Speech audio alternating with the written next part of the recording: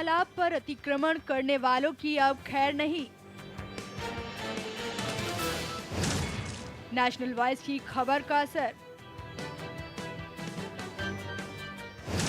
तालाब पर कब्जा करने वालों पर चलेगा प्रशासन का चाबुक। हमने आपको दिखाया था कैसे तालाबों, खलिहानों और चारागाह के लिए बची जमीनों पर भूमाफिया लगातार कब्जा करते जा रहे हैं। कौशाम्बी की तस्वीर दिखाते हुए आपको नेशनल वॉइस ने बताया था कैसे अवैध अतिक्रमण के जरिए तालाबों को मिट्टी डालकर उन पर कब्जा किया जा रहा है। लेकिन जब नेशनल वॉइस ने खबर दिखाई तो प्रशासन अपनी चिर निद्रा से जागा और कार्रवाई करने का भरोसा दिया। शासन की मंशा अनुरूप और डीएम साहब के निर्देशों के अनुरूप तहसील क्षेत्र में जो भी 132 की रिजर्व लैंड थी, जैसे तालाब, खलिहान, चरागाह, इनको हटाने की समय समय पर कार्रवाई की गई है। अब तक कुल करीब 50 मामले हम लोगों ने ऐसे पाए हैं जिसमें तालाब को अतिक्रमण मुक्त कराया गया है। शेष पर भी जहां भी चिन्हित की जा रहा है, जहां प्रकाश में आता है, उस पर कार्रवाई की जाएगी। कार्रवाई के नाम पर खाना पूर्ति।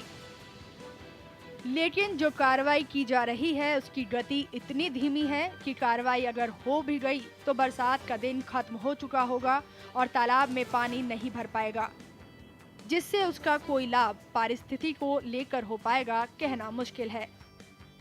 जल की जरूरत किसे नहीं है, ऐसे में अगर इनका अतिक्रमण चंद स्वार्थी भूमाफियाएं अपनी चांदी के लिए करते रहेंगे तो गांव के लोग अपने मवेशियों को कहां नहलाएंगे, कहां जानवर पानी पी सकेंगे।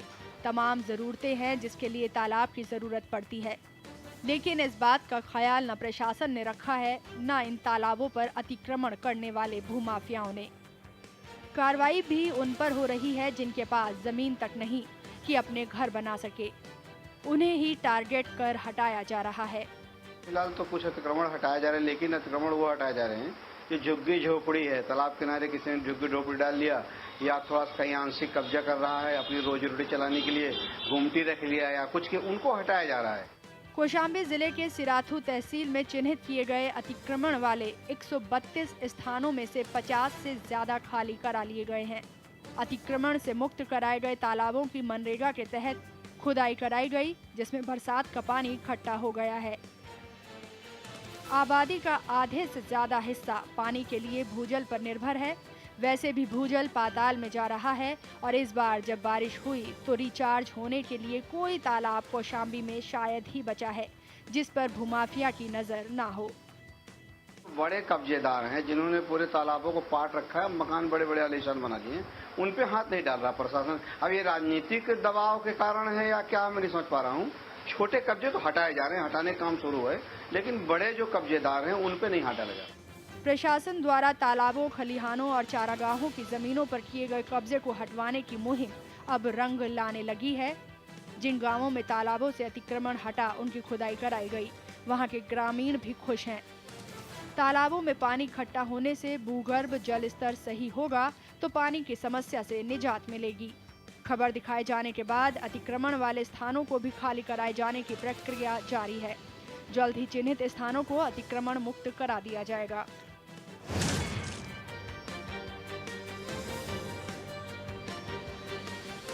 तालाब पर अवैध अतिक्रमण को लेकर सुप्रीम कोर्ट भी अपनी चिंताएं जाहिर कर चुका है, जिसके बाद कौशाम्बी जिला प्रशासन तालाबों पर हुए अतिक्रमण को हटाने में जुट गया था। इसकी शुरुआत सिराथू तहसील के सैनी गांव से हुई थी। सैनी गांव में सड़क किनारे 5.5 बीघा तालाब की भूमि को गांव के ही कुछ लोगों ने कब्जा कर कच्चा पक्का मकान बना लिया था। जिलाधिकारी के निर्देश पर उप जिलाधिकारी पीएसी और स्थानीय पुलिस बल के साथ राजस्व टीम को लेकर हटाने पहुंचे थे। अतिक्रमण हटाने आई टीम को देखकर कब्जा जमाई बैठी महिलाओं ने जमकर विरोध किया था।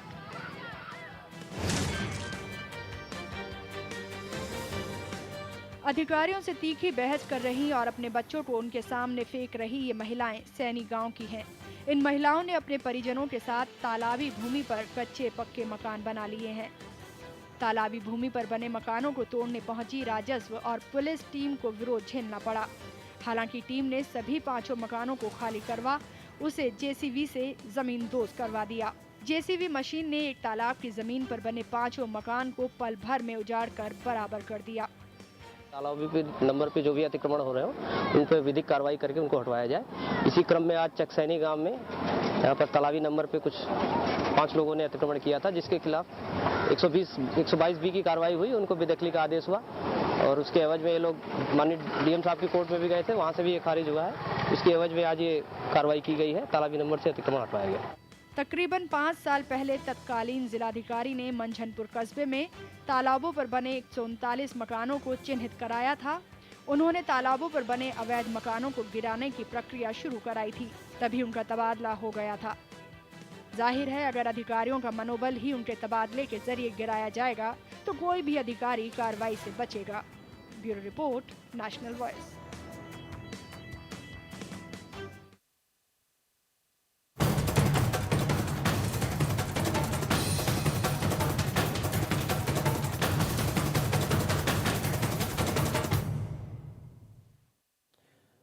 एक समय था जब देश में पानी की कमी नहीं थी, लेकिन अब ऐसा नहीं है। गर्मी के मौसम में बुलंदशहर समेत देश के कई हिस्सों में पानी की भारी किल्लत है। दरअसल पानी के संचय के पुराने तरीके खत्म होते जा रहे हैं। तालाब और कुएं खत्म हो गए हैं, बचे वो रातों रात चोरी हो रहे हैं। उत्तर प्रदेश में भी सैकड़ों तालाबों पर भूमाफिया और इलाके के दबंगों का कहर जारी है। 4 अलग अलग तस्वीरें हम आपको दिखा रहे हैं कि किस तरह से तालाबों की हालत यहाँ पर बदहाल बनी हुई है। कौशाम्बी, जालौन, संभल और मेरठ तालाब की ज़मीन पर अवैध कब्जा और निर्माण की वजह से इन तालाबों का अस्तित्व खतरे में है।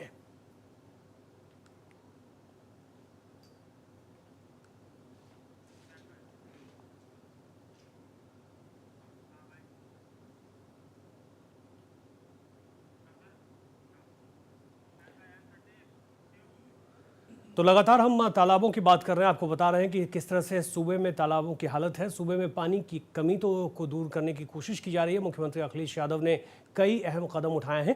सूबे में तालाबों के सौंदर्यीकरण और जीर्णोद्धार के लिए अब तक करोड़ों रुपए खर्च किए जा चुके हैं, लेकिन अधिकारियों की लापरवाही की वजह से तालाबों की जमीन पर से अवैध अतिक्रमण नहीं हटाया जा सका। हालांकि नेशनल वॉइस पर खबर दिखाए जाने के बाद जिला प्रशासन कार्रवाई की बात तो कर रहा है, लेकिन जमीनी स्तर पर कोई खास बदलाव नजर नहीं आता।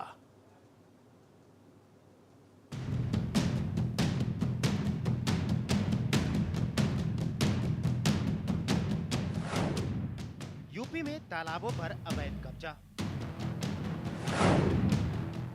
दम तोड़ रहा है यूपी सरकार का ड्रीम प्रोजेक्ट। तालाब की जमीन पर बने घर, लोग तालाब में कर रहे हैं खेती। भूमाफियाओं के आगे जिला प्रशासन ने टेके घुटने। कई महीनों बाद भी नहीं हुई कोई कार्रवाई।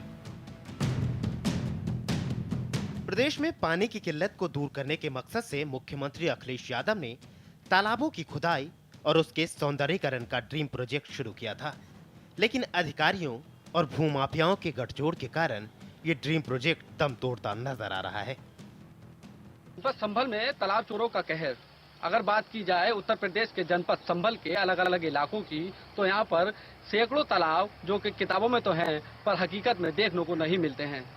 अगर बात करें जनपद संभल के चंदोसी क्षेत्र की, तो यहाँ पर तकरीबन 100 से ज्यादा तालाबों का अभी भी कुछ अता पता नहीं है।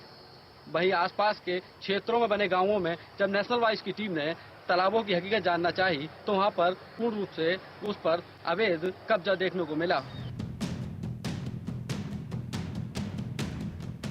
सूबे के अन्य जगहों की तरह संभल में भी तालाबों का हाल बेहाल है। यहाँ भूमाफियाओं और स्थानीय लोगों ने तालाबों पर अवैध कब्जा कर लिया है। यहाँ के तालाब खेत और नाले में तब्दील हो गए हैं।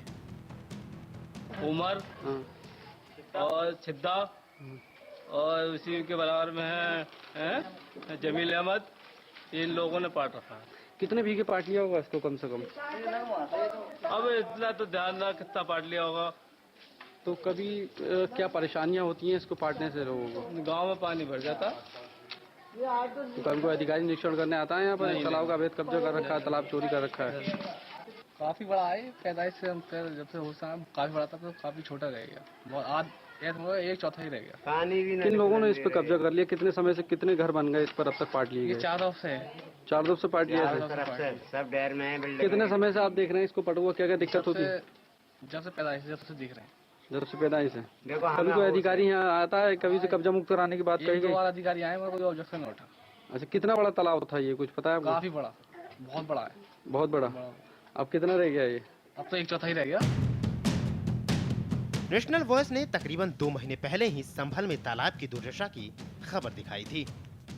वहीं इसी पूरे मामले पर जिला अधिकारी संभल का कहना है कि जिन लोगों ने इन तालाबों पर अवैध कब्जे कर रखे हैं, इन तालाबों को कब्जा मुक्त कराया जाएगा। अब देखने वाली बात ये होती है कि डीएम के आदेश के बाद भी कब तक इन तालाबों पर से अवैध कब्जे को हटाया जाता है। 1 एकड़ में फैले यहाँ के तालाब पर अवैध तरीके से घर बन गए तो किसी ने तालाब में खेती शुरू कर दी है। वहीं अवैध खनन की वजह से यहाँ का तालाब दम तोड़ता नजर आ रहा है। तो अधिकारी वगैरह भी यहाँ पर कभी आए? कोई अधिकारी ना आज तक यहाँ पर। और जानवर वगैरह कहाँ पानी वगैरह पीते हैं? जानवर तो अभी गड्ढे खोपड़ों में पिए हैं। इसमें ऐसा रेता निकाल लिया है किसान लोगों ने। अच्छा, रेता पानी पी लेता है इसका। रेता पी लेता है पानी? हाँ जी, इनमें तालाब तो बहुत भर जाता है चौमासे में, लेकिन रेता जो है ना, रेता पानी निकाल लेता है। तो ये राहत कितने बीघे में कर रहा होगा ये फसल? यहाँ पर राहत की कितने में हुई होगी? अब भाई यार ये तो कागज से पता चले ना उसकी कितनी जमीन है, कितनी क्या है, हमें क्या पता। कितने साल से आप देख रहे हैं ये जगह यहाँ पर खेती हो रही है? 9-10 साल हो गए, 10 साल करीब। हालांकि जमीन पर अवैध कब्जे करने वालों की अपनी दलीलें हैं। इनका कहना है कि जब सभी लोग तालाब के जमीन पर धीरे धीरे कब्जा कर रहे हैं, ऐसे में अकेले वो कैसे कसूरवार हो सकते हैं। मानो जो जिसके तालाब में लगा रहे सब लोग, वो सभी काट रहे हैं। आप भी पाट रहे हैं? आप भी गैर कानूनी काम कर रहे हैं? हमारे नहीं अलग है क्या? जब सब बोल रहे हैं हमारे कोई बात नहीं, तो दुनिया पाट रही है और लोगों ने पूरे तालाब पाट लिए।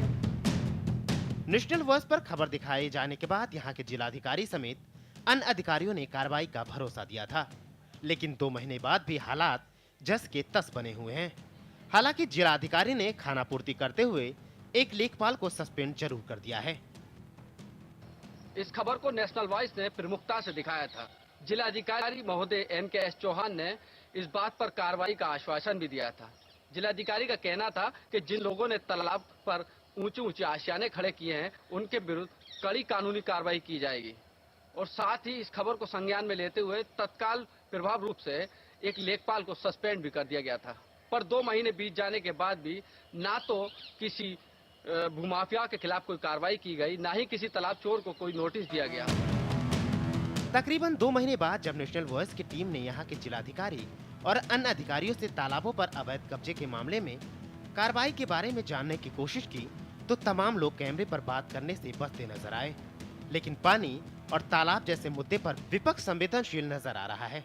इस पर जितनी संवेदनशील सरकार है, उसके साथ साथ प्रशासन को भी उतनी ही संवेदनशीलता दिखाते हुए इस जल संरक्षण पर गहराई से चिंतन करना होगा, क्योंकि ये दोनों के संयुक्त प्रयासों का ही नतीजा होगा कि हम इस चीज को जल संरक्षण वाले स्थानों को चयनित करके और जल का भंडारण कर सकें।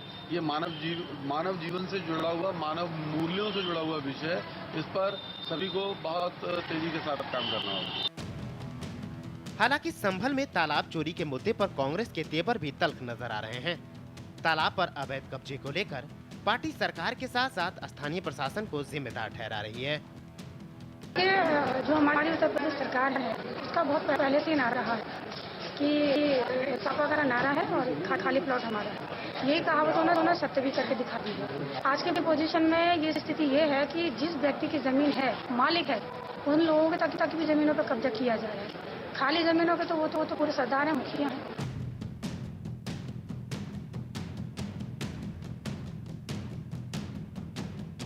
राज्य सरकार सूबे में तालाबों के जीर्णोद्धार के लिए करोड़ों रुपए खर्च कर रही है, लेकिन संभल के अधिकारी, भूमाफिया और कुछ स्थानीय लोग सरकार के इस सराहनीय कदम को पलीता लगाने में जुटे हैं। क्या जिला प्रशासन के संरक्षण में इन तालाब चोरों का, भूमाफियाओं का पूरा ये गोरख धंधा चल रहा है? संभल से मैं मोहम्मद सद्दाम, नेशनल वॉइस। हाल आपका, सवाल आपका। जय हिंद। बात करते हैं मेरठ की, जहां भूमाफियाओं और दबंगों ने तालाबों की जमीन अवैध कब्जा कर लिया है। इतना ही नहीं, तालाबों की दुर्दशा को सुधारने के लिए सीएम अखिलेश के पहल को भी पलीता लगाते नजर आ रहे हैं। इस रिपोर्ट के जरिए आपको दिखाते हैं आखिर कैसे मेरठ में तालाबों की जमीन पर खुलेआम कब्जा किया जा रहा है।